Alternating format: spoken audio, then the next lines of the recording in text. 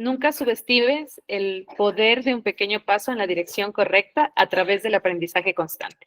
Muy buenas noches, sean bienvenidos a esta clase gratuita, esta masterclass sobre radiología forense. Soy Alfonsina, es para mí un gusto poder acompañarlos esta noche como su moderadora. Y está junto a nosotros Juliana Abarca, quien nos irá guiando en esta noche para que nosotros podamos avanzar en conocimiento y adquirir más conocimiento, que es el fin. Muy buenas noches, Juliana, qué gusto. Buenas noches, Alfonsina, qué gusto volverle a ver. Buenas noches con todos. Como ya me presentó, yo soy Juliana Barca, soy tecnóloga en radiología e imagen diagnóstica. El día de hoy les voy a dar una masterclass acerca de lo que es radiología forense y cuáles son las aplicaciones que tiene en el campo médico legal.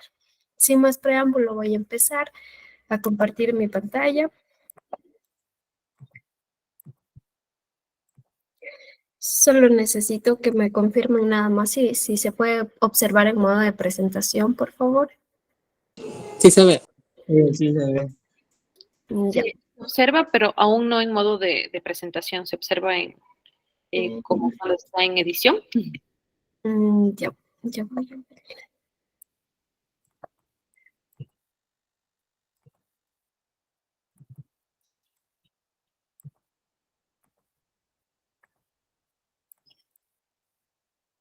Ahí ya le pueden observar. Ahí sí ya está completa la pantalla. Ya. Bueno, este es un esquema del curso de lo que yo les voy a dar el día de hoy. Primero voy a hacer una breve descripción de lo que se trata la radiología. Igual asimismo un poco de historia de cómo se llevó a cabo este tema de imágenes médicas, cuáles son sus utilidades en el campo médico legal, las utilidades en balística, las otras aplicaciones que tiene dentro de la medicina forense y por último un tema muy importante que tal vez sea muy poco conocido, que es la autopsia virtual. Primeramente, voy a hablar acerca de lo que es la radiología. La radiología es la especialidad médica que se ocupa de generar imágenes del interior del cuerpo. Esto se basa en diferentes agentes físicos, ya sea mediante rayos X, ultrasonido, campos magnéticos, etcétera. Y lo que se busca mediante estas imágenes puede ser un diagnóstico, puede ser un pronóstico, puede ser el tratamiento de enfermedades. Y a su vez también la radiología se denomina como radiodiagnóstico o diagnóstico por imagen. También mediante esas palabras o sinónimos también lo podemos encontrar. Seguidamente, esta imagen que tenemos aquí a mi derecha es un hecho histórico, que es el hecho de mencionar que la historia de la radiología nace necesariamente desde un descubridor de los rayos X, que fue el doctor Wilhelm Conrad Röntgen, que fue un físico alemán que inventó los rayos X, o por decir así, lo descubrió en octubre de 1895. Él utilizó un tubo rudimentario para generar rayos X a través de un papel de fotografía, en el cual se creó la primera radiografía, que es la que vemos, y es la mano de su esposa, quien llevaba puesto un anillo en su mano. Esta es una de las imágenes más icónicas de la radiología, y a través de esto se llevó una serie de eventos y de investigaciones que actualmente nos brindan la tecnología que utilizamos. Dentro de esto, los hechos históricos que tuvo la radiología forense fue primeramente en el mismo año en que se crearon los rayos X. Fue en un caso de un sistema legal que fue en Canadá, donde se demostró la presencia de una bala en la pierna de un señor. Entonces, mediante la obtención de la radiografía, que en ese entonces se demoró aproximadamente como 45 minutos en obtenerla, se pudo evidenciar el cuerpo extraño, y a través de eso se dictaminó y se le condenó a la persona a 48 años por intento de homicidio. Asimismo, en el año de 1896 fue el debut de la imagenología en una corte inglesa, en la cual una actriz interpuso una denuncia por negligencia porque ella estaba en un teatro y cayó a través de las escaleras. Entonces, después de ese incidente, él tuvo una lesión en su tobillo y a través de una radiografía se pudo evidenciar que ella tuvo una lesión en el hueso cuboides y se pudo comparar pues su pie que estaba sano y el contralateral que estaba mal, y de esa manera se pudo determinar o sea, como en un aspecto ya de médico legal, en este caso de una negligencia que hubo por parte del teatro. Entonces, así fueron como se fueron desarrollando. Y una vez que se descubrió ya la capacidad del identificador pues, de rayos X, también existió en 1929 cuando se compararon unas radiografías de senos frontales de una persona, la que él tenía unas radiografías antemortem y postmortem, y se pudo evidenciar y confirmar que se trataba del mismo paciente. Entonces, lo que nos sirvió mucho de que es una técnica precisa para establecer la identidad de un cuerpo, y eso lo vamos a ver más adelante. Entonces, una vez descubierta esta capacidad, también se le aplicó subsecuentemente en el año de 1949, hubo una destrucción de un barco debido a un incendio. Entonces ahí igual se recolectaron información de personas que se habían tomado antes radiografías y después de ese incidente, y de esa manera se pudo determinar mediante estudios radiológicos a quién era la persona que había fallecido en ese acontecimiento. Seguidamente, pues, como vemos a breves rasgos, esta se trata de una disciplina que compete la realización, la interpretación y responde a todos los procedimientos y exámenes radiológicos que son necesarios para los procesos legales y de administración de justicia.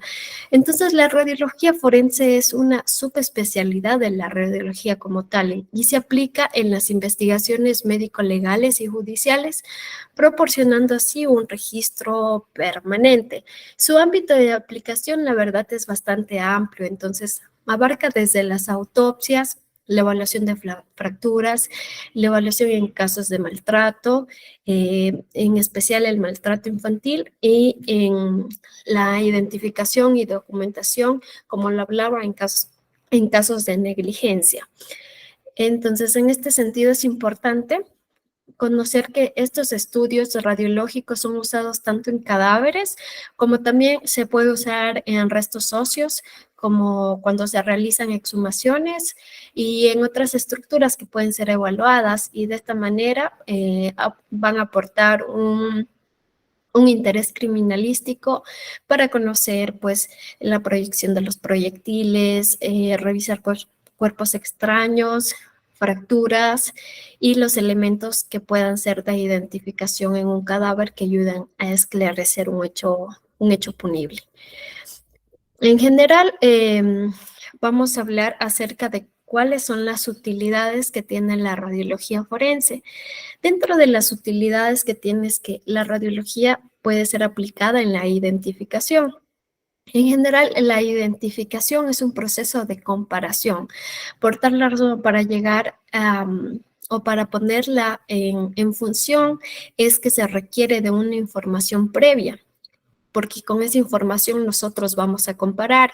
En el caso de la radiología como método de apoyo para la identificación, se requiere de estudios radiológicos previos de una persona o del cadáver que esté siendo estudiado, de una historia clínica completa o una descripción hecha por personas cercanas respecto a las señales particulares que tenga una persona, para comparar con los estudios radiológicos hechos durante la pericia médico-legal. Entonces, entre estas señales podemos encontrar, por ejemplo, la presencia de prótesis, la presencia de prótesis ortopédicas o de material de osteosíntesis, como lo vemos en la figura de mi izquierda. Y podemos también igual, asimismo, evidenciar, por ejemplo, si es que existieron fracturas antiguas.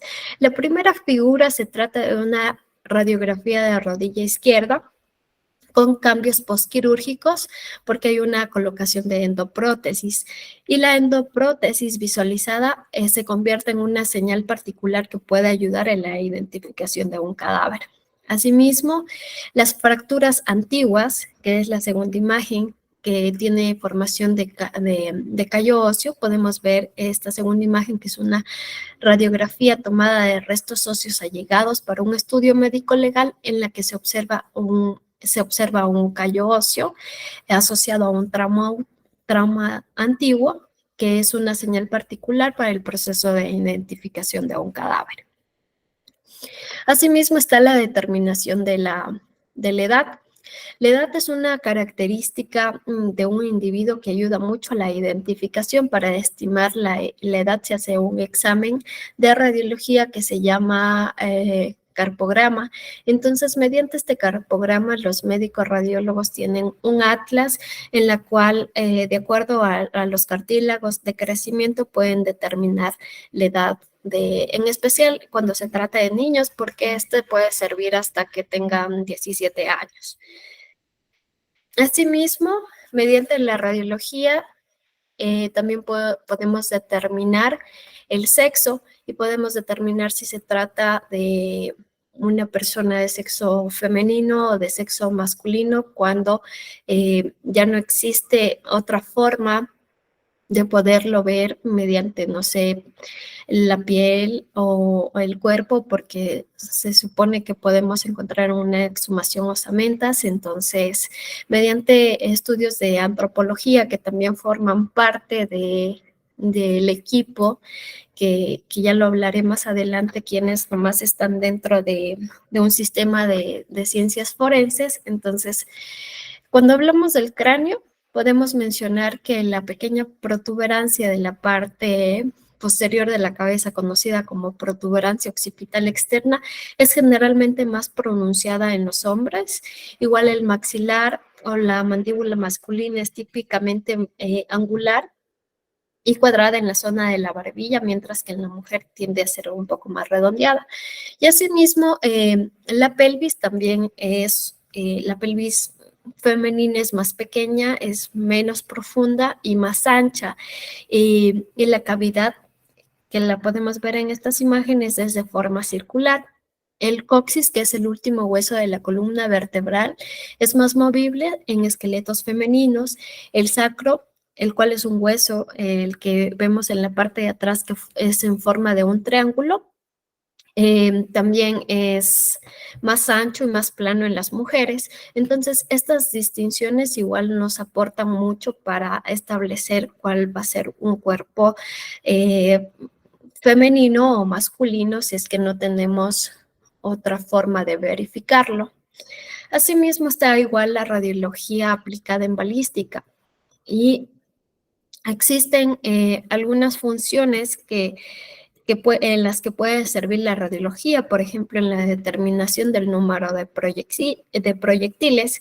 Existen heridas causadas por proyectil de arma de fuego que por su morfología dificultan identificar si corresponde al orificio de entrada o de salida, y asimismo se puede dificultar el cálculo de la cantidad de proyectiles que pueden estar alojados en un cadáver, y estos pues siempre van a tener que ser recuperados dentro del estudio médico legal. Cuando hablamos de una necropsia, siempre se deben sacar estos. Entonces, en particular, esto se debe revisar porque puede existir personas que hayan tenido estos cuerpos extraños, hayan sido disparados anteriormente. Entonces, si es que existen lesiones antiguas que ya han pasado por un proceso de cicatrización, se va a ver mucho más notorio que cuando hay lesiones como actuales. Entonces, si podemos determinar eso también, y mediante la radiología, pues una vez que hayamos tomado radiografías del cuerpo, podemos determinar en dónde están los proyectiles, el número de proyectiles. Y es importante, pues, siempre apoyarse en este estudio radiológico para identificar la cantidad de balas que se encuentran en el cuerpo. Como podemos ver aquí, esta es una radiografía de cráneo que revela la presencia de 4 fragmentos proyectiles, los cuales fueron recuperados durante el proceso de necropsia. Otra de las imágenes que les he traído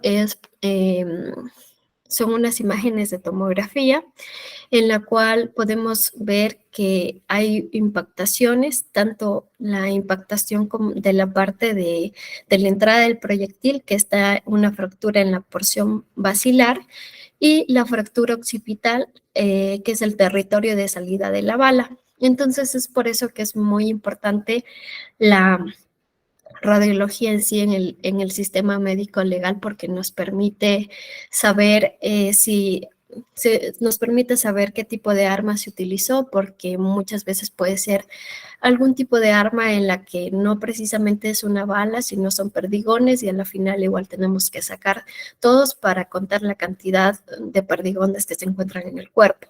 Y asimismo es importante, pues de esta manera vamos a establecer el trayecto que tiene la bala. Este de aquí es un caso de suicidio para arma de fuego, en la que podemos ver que desde la porción basilar entró y su orificio de salida fue la parte occipital. Se puede ver que pudo haber sido un disparo intrabucal el que se hizo, y por eso es esta destrucción que tiene el hueso. Asimismo, acá este caso se trata de un caso igual de suicidio, en la cual, como podemos ver, está el disparo en la área temporal izquierda. Podemos evidenciar igual el tipo de localización de bala en la imagen B, cómo están las partículas. Podemos ver que existen varias partículas metálicas de las balas. En este caso se trataría de perdigones. Y en la imagen D podemos evidenciar pues el trauma, toda la importante lesión facial que conllevó el resultado de este disparo. Asimismo, dentro de las otras aplicaciones que tiene la medicina forense, está también aplicada en el maltrato infantil. Antes de mencionar acerca de cómo se visualiza, es importante que ustedes conozcan que en términos legales y para la salud pública, el maltrato infantil se define como el acto o serie de acciones de comisión u omisión que son perpetrados ya sea por los padres u otro cuidador, que resultan en un daño, en un intento de daño o daño potencial en las esferas ya sean físicas, sexuales o psicológicas de un niño o niña. Cuando hablamos de los actos de comisión, se refiere principalmente a las palabras o acciones ejecutadas de forma deliberada o intencional sin una premeditación de provocar un daño específico. Y las acciones de omisión, también denominadas negligencia, corresponden al fracaso por parte del cuidador de proporcionar un cuidado al niño, los cuidados básicos y esenciales, así como son los componentes físicos, componentes emocionales o educativos, o pues la finalidad de protegerlo de cualquier daño en su integridad. Y esta negligencia igual puede ser física, puede ser emocional, puede ser médica, puede ser educativa, o el hecho de exponer a un niño a ambientes violentos e inseguros.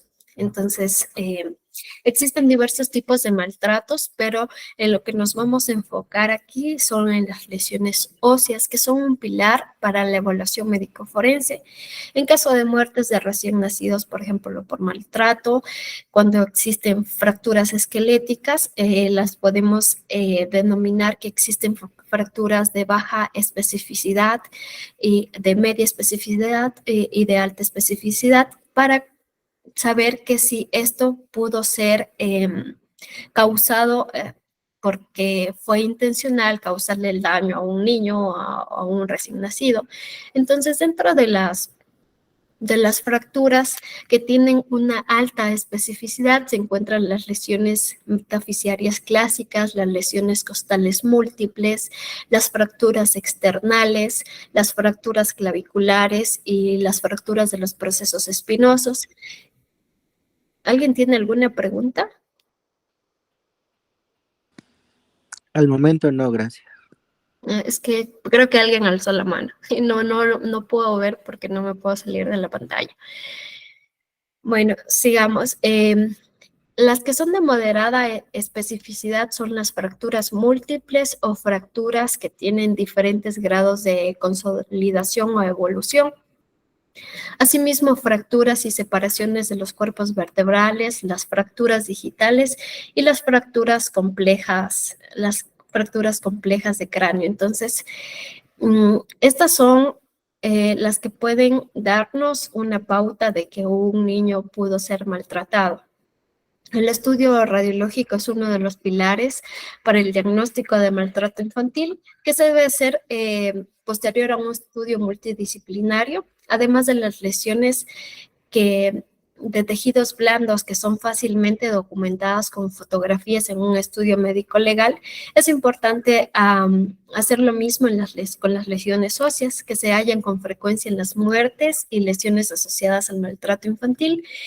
Entre las más recurrentes están las lesiones de huesos largos, que es la más habitual en el maltrato infantil y ocupa el 76% de las lesiones óseas en estos casos.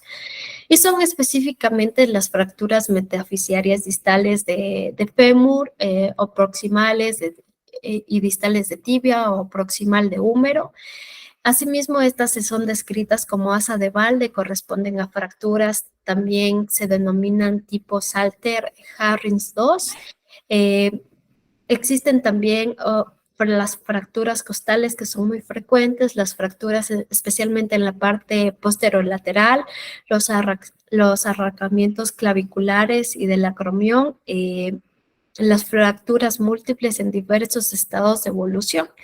Y asimismo, esto pues obliga a sospechar un maltrato infantil e iniciar un estudio disciplinario para conocer el diagnóstico. Como podemos observar en la primera imagen, se trata de una fractura de un lactante de 33 días que fue víctima de un trauma contundente en la cual el padre reveló que el menor se cayó de la cama, pero el estudio radiológico ayudó a demostrar que el trauma se produjo por un maltrato infantil que fue un trauma por torsión. Asimismo, en la imagen 2, esta de aquí, son las fracturas típicas, la fractura metafisiaria de un recién nacido de 3 semanas de edad, que igual fue víctima de un maltrato. Como podemos ver en la imagen B, es el esquema de cómo se producen las fracturas. Asimismo, en la imagen C, es una fractura de la séptima costilla en un niño recién nacido de 8 semanas de edad, que igual fue víctima de maltrato. Este es el esquema de cómo se produce este tipo de fracturas, pues se produce por la presión que se puede ejercer sobre el niño. Entonces, en este contexto, podemos ver que las fracturas laterales y posteriores de las costillas son más frecuentes y se hallan, obviamente, significativamente asociadas a mecanismos de sacudidas bruscas de recién nacidos o a compresiones intencionales a nivel del tórax. Asimismo, les he traído otra imagen que es en la parte del cráneo, que son comunes también de maltrato infantil. En especial, esto se denomina como síndrome del niño sacudido, en la cual se aplican sacudidas al niño, lo que puede provocar lesiones por mecanismo de aceleración y desaceleración, como lo es el hematoma subdural y la hemorragia subaracnoidea, al producirse traumatismos directos durante la sacudida contra las superficies sólidas cercanas. Igual también pueden producir fracturas en el cráneo y hematomas epidurales. Entonces, estas son las causas más frecuentes que puede producir la mortalidad por maltrato infantil, junto a las lesiones viscerales, y pues esto es como que raro encontrarlo a un trauma de origen accidental. Entonces, es por eso que se denomina como traumas por maltrato infantil. Esta imagen de aquí es una imagen de resonancia magnética en donde se observan hemorragias subdurales de diversos grados de evolución. Y esto se puede observar porque existe un maltrato continuado. Y en la izquierda es la evidencia de una pieza macroscópica en donde vemos una hemorragia reciente con fenómenos inflamatorios en la dura madre. Seguidamente, otra de las aplicaciones que tiene la radiología es en las muertes asociadas a asfixias mecánicas.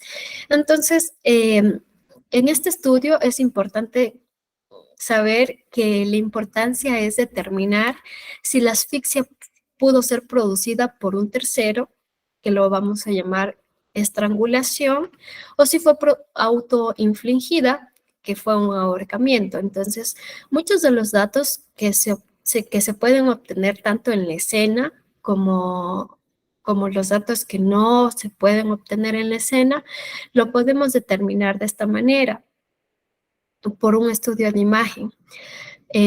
Sin embargo, no es que es una manera que permite descartar si pudo ser o no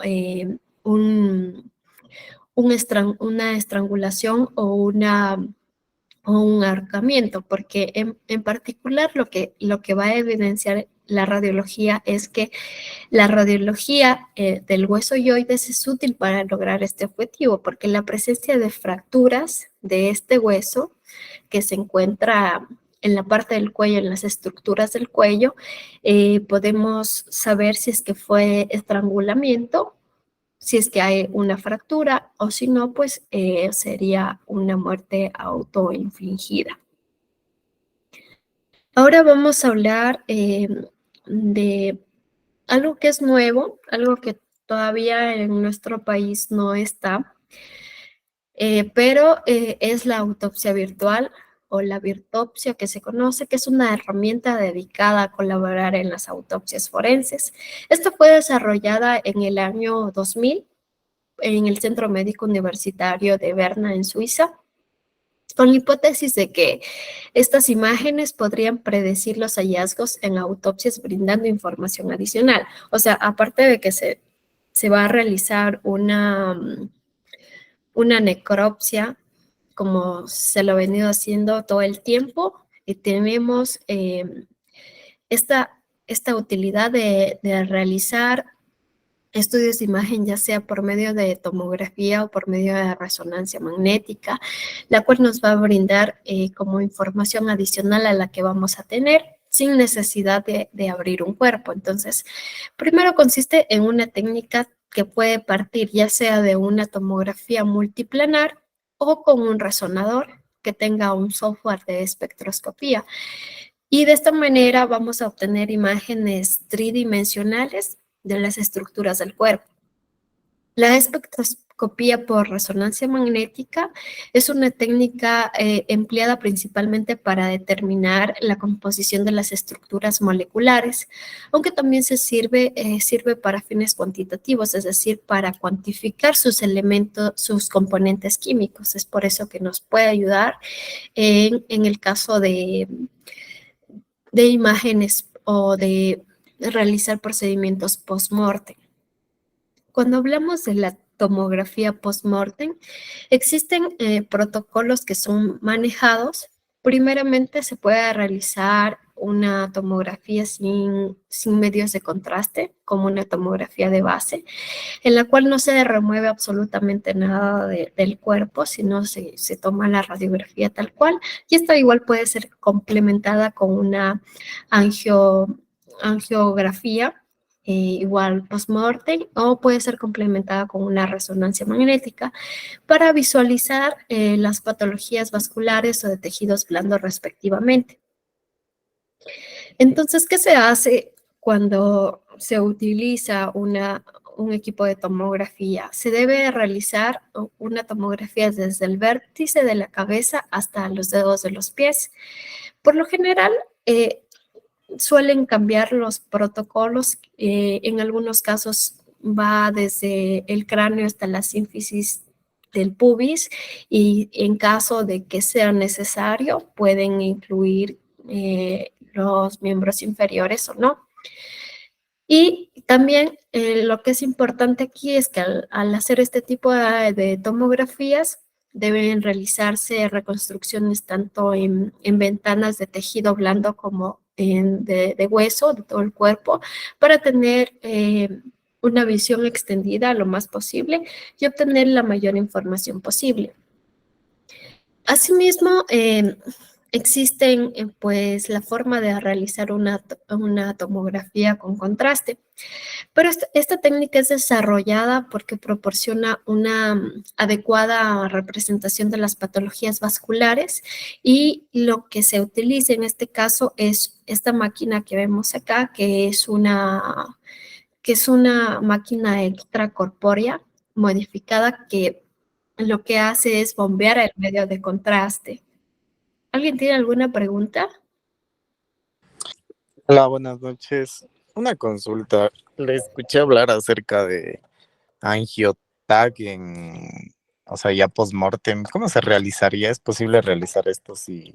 Sí, justo ahorita iba a indicar cómo. Ajá, perdón. Muchas gracias. Ya. Sí, como ven en la segunda imagen, no sé si pueden ver el ratón que le estoy señalando. Esta es una máquina extracorpórea, la cual bombea el medio de contraste. Lo que se hace es hacer una canalización en la parte de los vasos femorales y este procedimiento pues sí toma su tiempo porque como pueden ver se utilizan unas cánulas para perfundir completamente la pierna o el sitio de la inyección. Y se puede utilizar igual otras estructuras como es el cuello o extremidades superiores, pero como sabemos que esta parte es una parte de grandes vasos, es por donde se realiza el procedimiento. ¿Qué es lo que se diferencia de hacer una angiotomografía a una persona viva y a una persona post-mortem?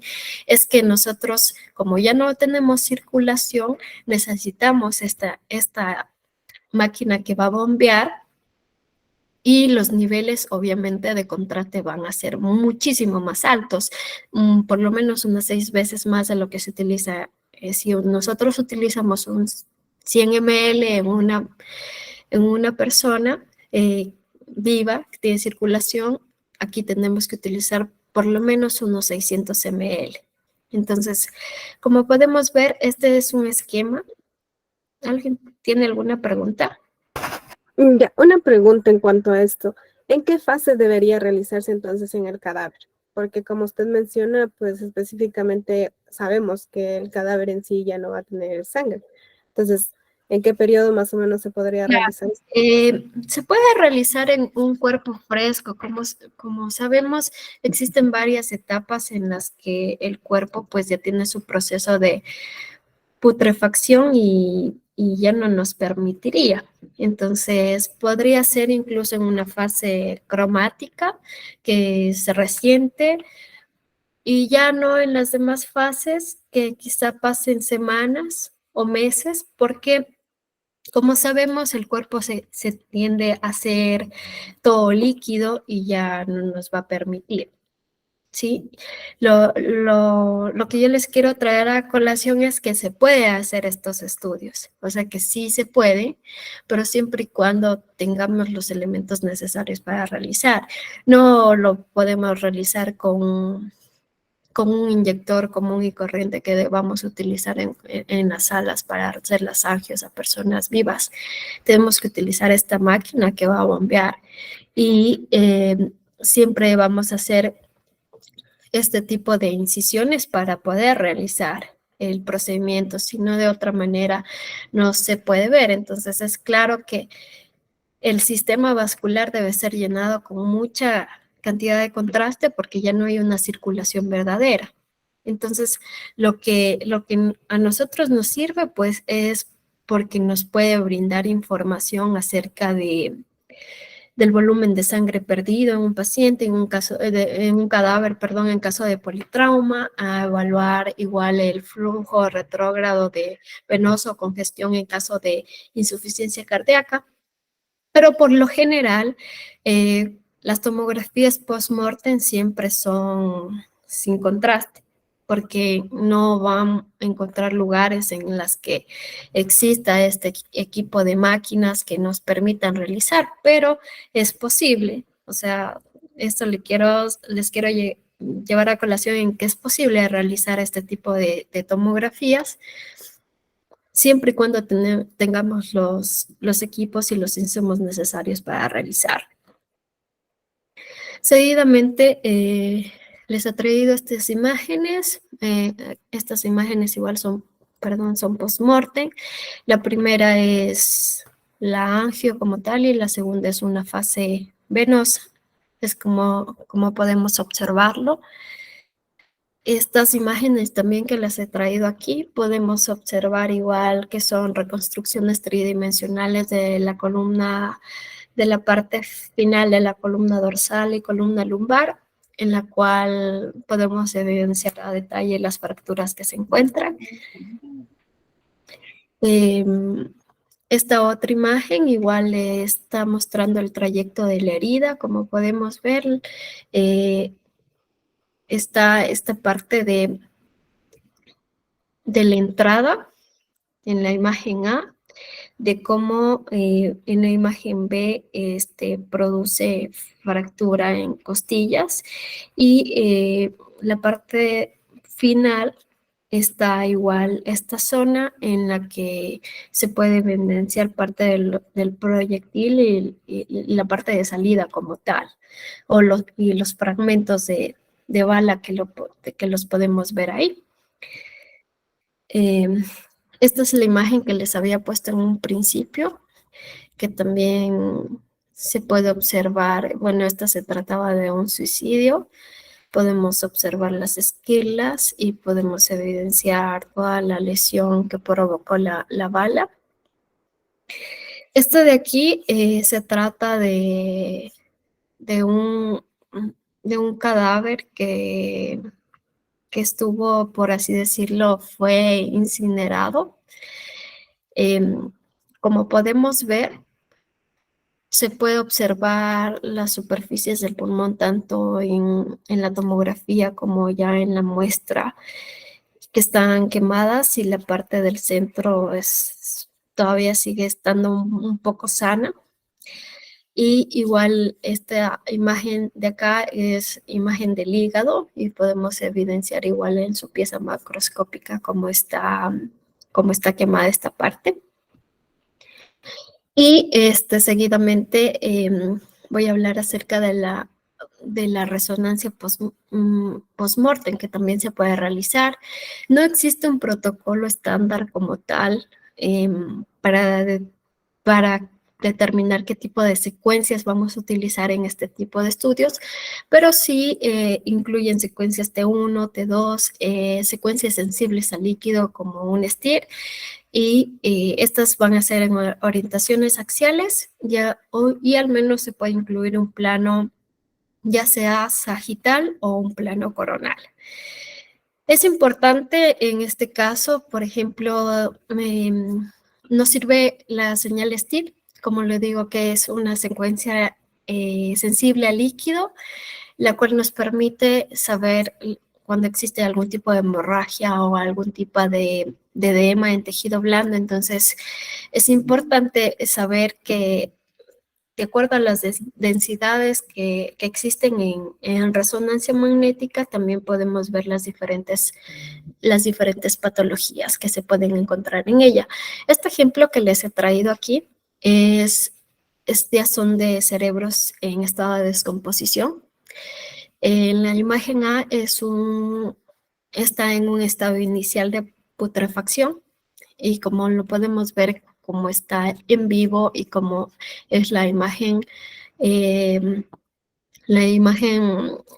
de resonancia magnética, podemos, podemos ver que sí se diferencia aún la sustancia blanca con la sustancia gris, pero ya hay una cantidad de aire o gas, como podemos ver en esta zona. La imagen C es totalmente ya un cerebro licuefactado y podemos ver que ya se aprecia bastante acumulación de gas en esta zona igual por el estado propiamente de descomposición. Esto es como les he traído un poco de imágenes de cómo se ve tanto en la parte real y en una necropsia y cómo se ve en una imagen radiológica, ya sea utilizando tomografía o ya sea utilizando resonancia magnética, porque en estos casos vamos a obtener imágenes tridimensionales. Seguidamente de esto, les quiero indicar de cómo se lleva a cabo la radiología forense en Ecuador, que es muy distinto a todo lo que les he contado. En el Ecuador existe el Servicio Nacional de Medicina Legal y Ciencias Forenses. Existen varios centros forenses en todo el país. Dentro de estos existe un equipo disciplinario, está el médico legista, está el médico radiólogo, está el tecnólogo licenciado en radiología y también puede haber algún antropólogo forense, un odontólogo forense, un perito en identidad humana, que ellos se encargan de solicitar, de revisar y de receptar y asimismo de registrar todos los estudios periciales. Está el médico radiólogo que se encarga de evaluar, de analizar y de emitir su diagnóstico pericial. Y está el licenciado tecnólogo de radiología, que él va a efectuar pues toda la manipulación de los dispositivos de control de los equipos de rayos X para su realización de las tomas radiográficas, del proceso de edición, del proceso de almacenamiento y la organización de las imágenes. De esta manera, lo que hace la parte de radiología en el Ecuador es que identifica cuerpos extraños, fracturas, hace registros dentales para el análisis de ADN también y también pues hace algunos estudios en caso de identificación de cadáveres, los cuales llegan como, los ponen como cadáveres NN, los cuales no tienen ninguna identificación.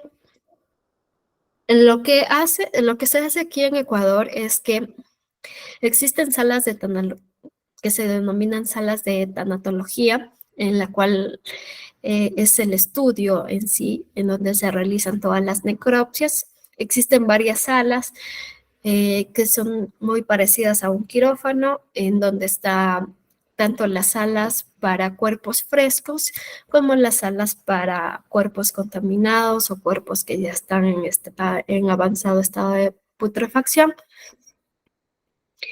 Como podemos ver, esta de aquí es la sala, hay un negatoscopio, este es un como congelador donde se guardan las muestras y esta es la mesa de Morgani donde se realiza todo el proceso de necropsia. Y asimismo tienen sus áreas de la parte de video para hacer fotografía forense. Como podemos ver, aquí está un equipo, que está el médico legista, está la parte del técnico de radiología y está la parte del disector, que es la persona que se encarga de abrir todas las áreas del cadáver, que son las cavidades de cráneo, de tórax y de abdomen. Como podemos evidenciar aquí en esta imagen, es así como se toman las imágenes radiográficas. Por lo general, aquí en el país, a menos que un paciente esté hospitalizado y sea una muerte reciente y se pida algún estudio, que sí se hace, y se tomen ya sea una resonancia o una tomografía, lo que aquí hacemos son imágenes 2D, por así decirlo, porque solo son radiografías y no tenemos una una zona como para hacer tomografías o resonancias, en la que vamos a adquirir imágenes tridimensionales. Entonces, dentro de la realización de estos estudios, como pueden ver, estas son las salas que existen en diversas ciudades del país. Primeramente, si esto se lleva en base a un protocolo. Entonces, de acuerdo a eso, con lo que solicite el médico legista, por lo general siempre se llevan a cabo tomas radiográficas de diversas regiones anatómicas, según lo que se requiera. Pero por lo general se suelen tomar siempre de todo el cuerpo, por ejemplo, las radiografías de cráneo, radiografías de tórax, abdomen, pelvis, miembros superiores y miembros inferiores. Esto va a depender mucho del médico que esté a cargo y pues de cuál sea el tipo de muerte.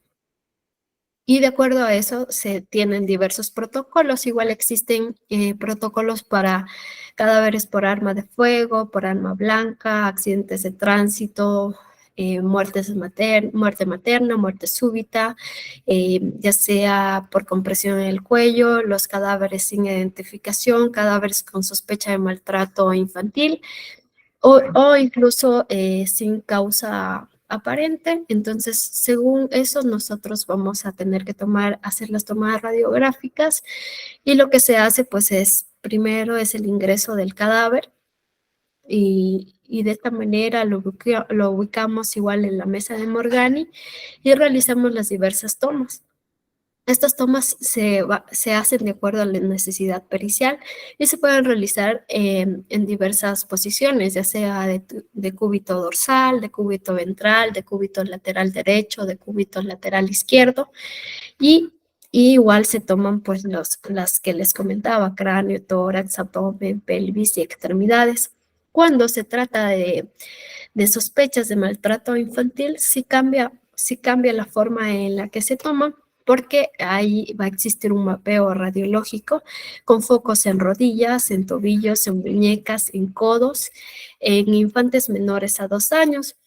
Aún si existen lesiones externas, le tenemos que realizar ese tipo de procedimientos, igual ya sea de cúbito dorsal, de cúbito ventral, de cúbito lateral izquierdo, de cúbito lateral derecho. Entonces, como se puede evidenciar en nuestro país, en los centros forenses no tienen como tal o equipos de tomografía ni equipos de resonancia magnética, porque estos equipos son demasiado costosos, y lo que se tiene es un equipo de rayos X en la que vamos a tomar pues obviamente solo las imágenes 2D, y por eso es que tenemos que ubicarlo de diferentes maneras al cadáver, ya sea de cúbito lateral, de cúbito frontal. Entonces, de esta manera podemos adquirir ya sea imágenes frontales o imágenes laterales para poder evidenciar, por ejemplo, un proyectil, porque no es lo mismo que yo lo vea en una imagen solo anteroposterior que lo vea en una imagen lateral. Entonces, sí es importante que, con las limitaciones que tienen los centros forenses en el país, pues se deba realizar varias tomas, porque no tenemos otra opción. Sería bueno que en el país quizá exista pues algunos centros en las ciudades grandes principalmente, en las que haya resonancia y tomografía, porque los cadáveres pueden ser llevados a lugares a tomarlos, sí, porque sí se hace eso, pero si es que un cadáver está en un estado de putrefacción avanzado, va a ser complicado, porque es una sala que se utiliza para pacientes y se va a contaminar. Entonces, no es lo ideal llevar a los cadáveres a una casa de salud, porque existe el riesgo de contaminación. Es igual que, como lo decía, en los centros forenses existen determinadas salas, tanto para cuerpos frescos como para cuerpos en estado avanzado de descomposición. Eso sería la clase de hoy. Estoy abierta a todas sus preguntas. Voy a dejar de compartir la pantalla para responderles sus dudas.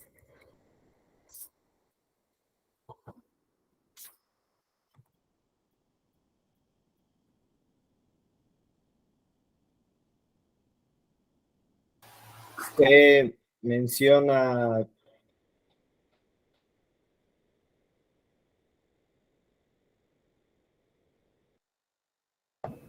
No le logro escuchar. No sé si... no, fue un error. Disculpe.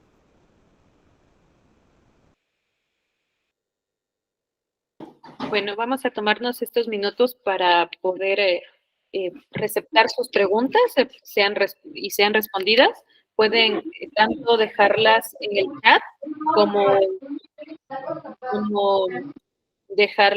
como levantar la mano y participar abriendo el micrófono para que todas sus dudas sean despejadas. Y bueno, hasta que se animen a hacer sus preguntas, les invito a que obtengan la certificación de esta clase gratuita.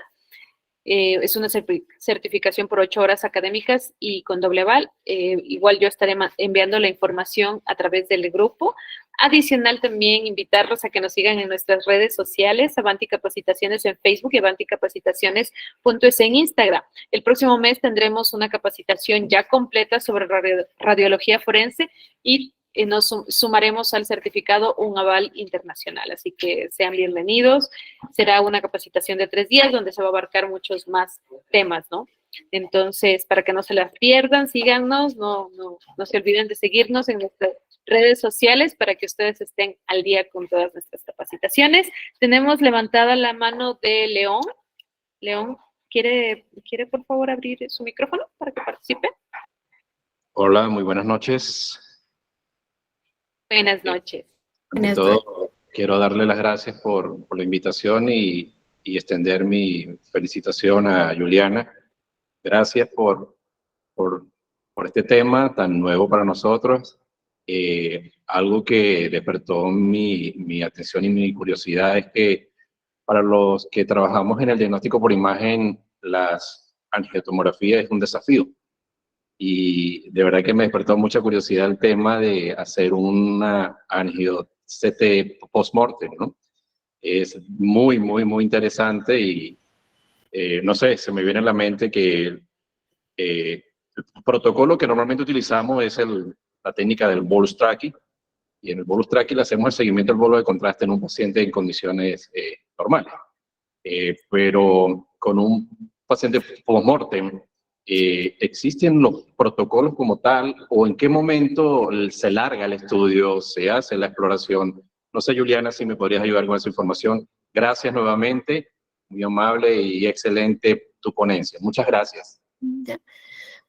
No, lo que pasa es que la máquina que les decía, la máquina extracorpórea, es la que nos ayuda, es la que ejerce una presión. Entonces, tiene como unos niveles que indica en la qué presión se puede administrar en los vasos para que no exista pues una ruptura de ellos. Entonces es una máquina dedicadamente exclusiva para hacer una presión.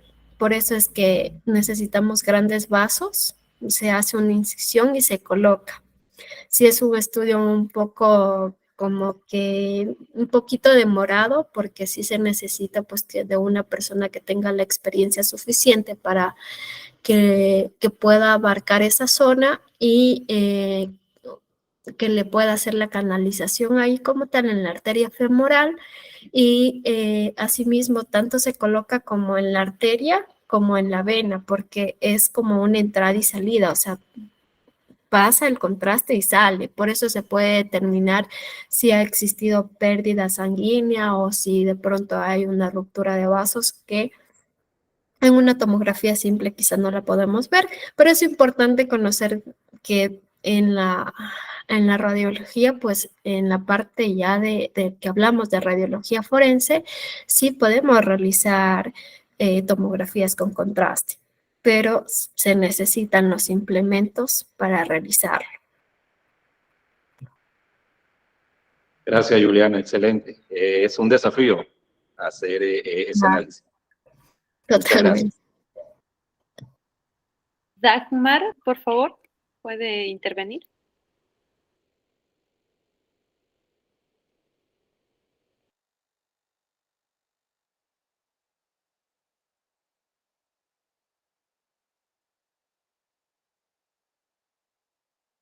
Parece que se le había levantado la manito. Aprovechen, puedan hacer sus preguntas. Vamos a estar unos minutitos más por aquí. Les recuerdo que el día de mañana voy a estar compartiendo a través de nuestro grupo de WhatsApp la clase grabada para que también la puedan observar. Sí, Dagmar, por favor.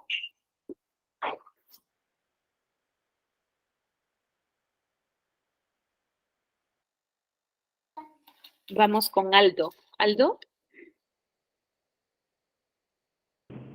Buenas noches. Bueno, mi consulta sería acerca de cuál sería el beneficio de una tomografía contrastada o una angiotac sobre la necropsia tradicional.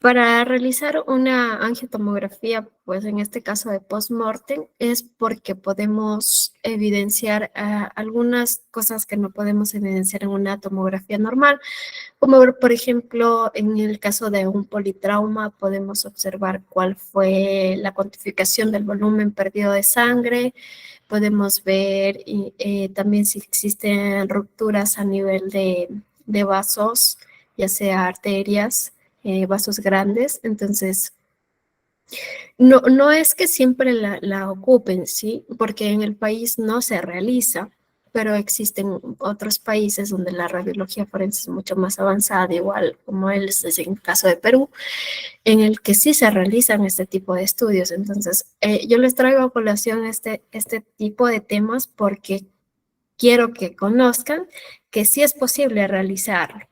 Y va a ser para determinados puntos, pero en realidad lo que por regla general se hace, pues es una tomografía simple.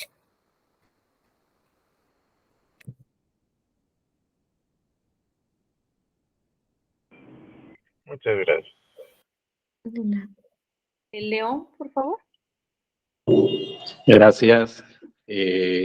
Juliana, a falta de equipos como tomografía y resonancia en la radiología forense en el país, tal vez has tenido la experiencia de administrar medios de contraste en radiología convencional, en rayos X, perdón, rayos X normal, en radiología convencional. ¿En algún caso has tenido la oportunidad de aplicar medio de contraste? Sí lo he intentado, pero es que no, o sea, yo no he tenido los elementos suficientes como una bomba o algo como para poder administrar. Entonces, han sido situaciones fallidas en realidad en las que no ha habido, no hay una presión como para ejercerle en los vasos y que haya una circulación. Entonces, no se puede así. Ok, entiendo. Gracias. Vamos con Byron. Hola, buenas noches con todos. Felicitaciones, Juliana, ha sido una buena exposición. Yo creo que ha solventado algunas curiosidades o dudas de algunos de los compañeros. Y acotando lo que dice el compañero León, también me quedé con la duda. O sea, ¿en qué tiempos? Yo sé que como tú dijiste, se usa el bolo de medio de contraste unas 6 veces mayor la cantidad a la que normalmente se usaría en un procedimiento cualquiera. Entonces, pero, o sea, no, me queda todavía la duda en qué tiempo sería la base de exploración. Ajá. Y otra de la pregunta, Sí de tengo pronto un hay que... esquema, incluso no sé si hay algún grupo y les puedo mandar el esquema que tengo porque no lo tengo aquí en la mano, en el cual estaba un protocolo. por Ah, lo ya. que lo que pasa es que como se necesita esta máquina, es la misma que ejerce la presión, entonces no le puedo decir el valor exacto, pero habían algunos puntos, como decía, como a los 25 segundos en el que ya se pasaba la presión del contraste, se empezaba a tomar las imágenes. Después, igual la fase venosa era como casi al minuto. Más o menos parecido a lo que Oiga, se... o sea, Sí, claro, o sea, este sigue apareciendo, entonces lo vamos igual, yo qué sé, visualizando con el ROI y vamos viendo las unidades Hansen y podemos claro, mandar la pero exploración en este momento. lo único que aquí vamos a diferenciar es que como no tenemos una circulación, nosotros tenemos que administrar demasiado volumen de contraste. ¿Sí? Porque este volumen, tanto como entra, igual va a salir, porque nosotros administramos las cánulas que tienen como si fuera una T o una Y, más o menos, en la que va arteria y vena, ¿sí? Ajá, Mediante eso ejercemos la presión, como un circuito. está chévere, está bueno. Sí, igual, o sea, esta es una clase introductoria porque vamos a tener una clase de radiología forense mucho más detallada.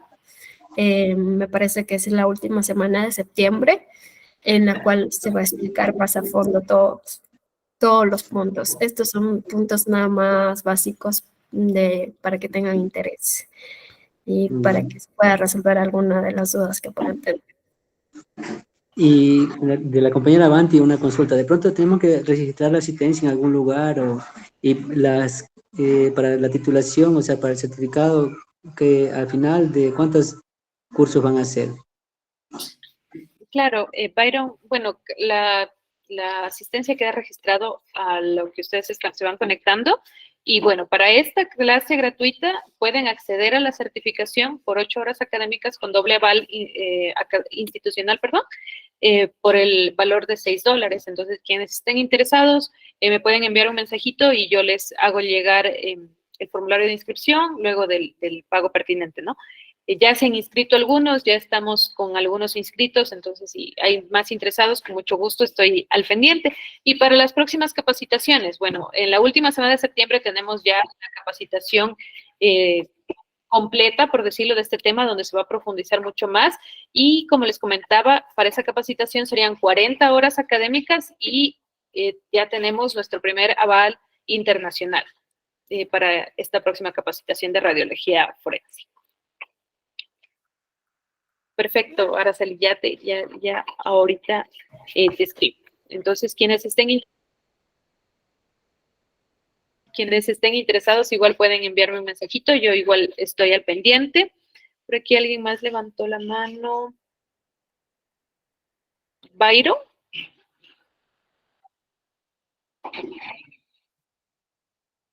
Al número que le podemos escribir es el número que está en el grupo que dice Avanti Capacitaciones, ¿verdad? Sí, por favor, ese es nuestro contacto, ese es mi contacto. Buenas noches. Sí, buenas noches. Muy buenas noches, muchísimas gracias por el curso. En verdad, me siento bien porque he despejado algunas curiosidades que tenía.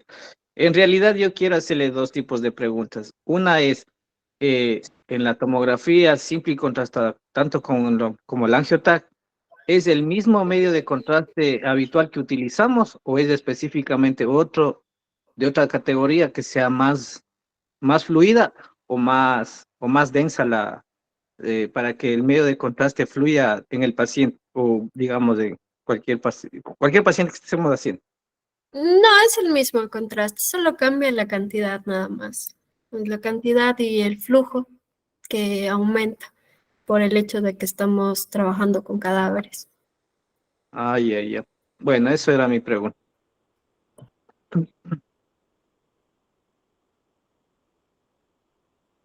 Maffer también nos ha levantado la mano.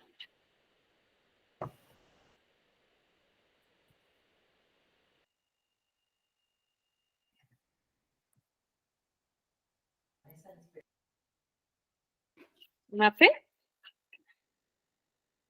parece que se levantó la mano. León, por favor. Gracias. Juliana, una pregunta. Al momento de los estudios radiográficos con un cadáver, en la sala de estudio siempre cuentas con un equipo humano de trabajo, ¿correcto? Sí. El que solicita, por decir así, la orden médica o el que solicita el estudio, hablabas de alguien en especial, ¿cierto? Nunca el tecnólogo o el licenciado está solo, siempre cuenta con un equipo humano para la realización de los estudios. Sí, siempre somos 3 en una sala.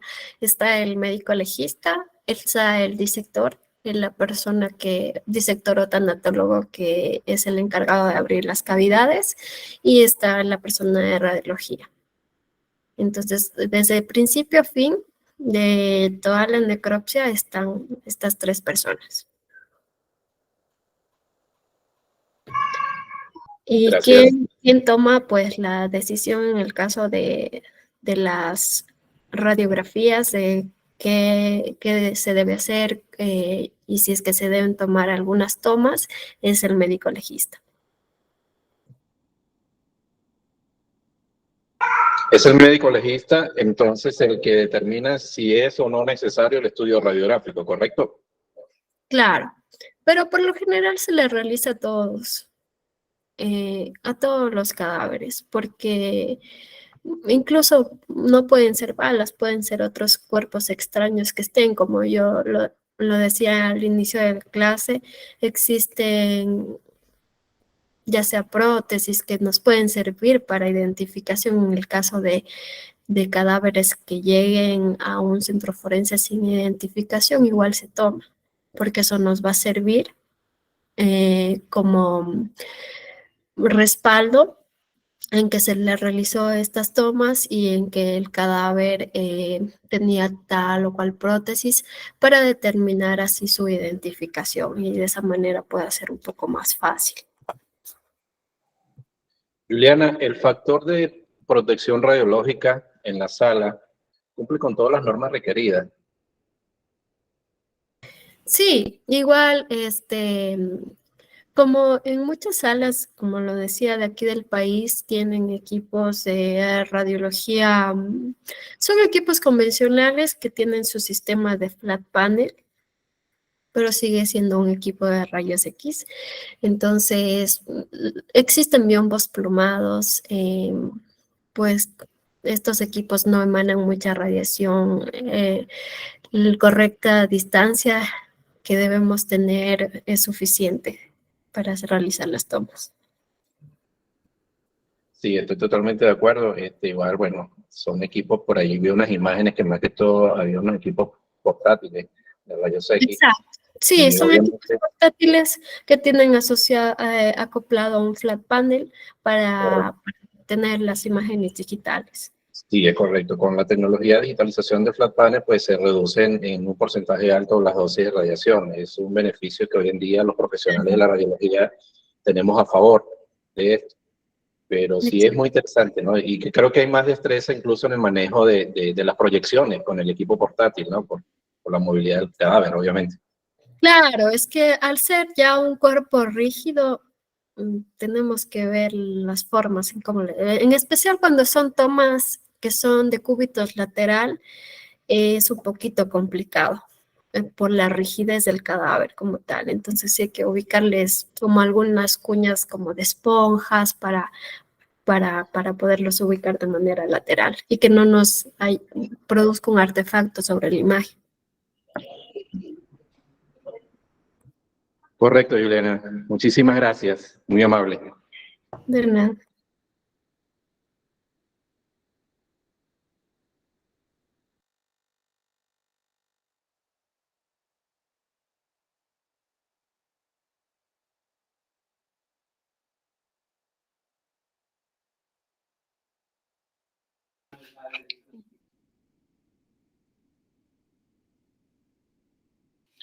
Bueno, muchísimas gracias por su acogida, muchas gracias también por su interés. Recuerden seguirnos, recuerden que vamos a tener más conocimiento. Ha sido un gusto poder compartir con ustedes esta noche y también la interacción de este grupo ha sido muy, muy buena. El día de mañana estaré compartiendo la clase grabada y también un ebook gratuito que incluye esta clase, ¿no? Esta clase gratuita. Muchísimas gracias. Hasta la próxima. Gracias, Juliana. Gracias a todos. Una buena noche para todos. Gracias, igualmente.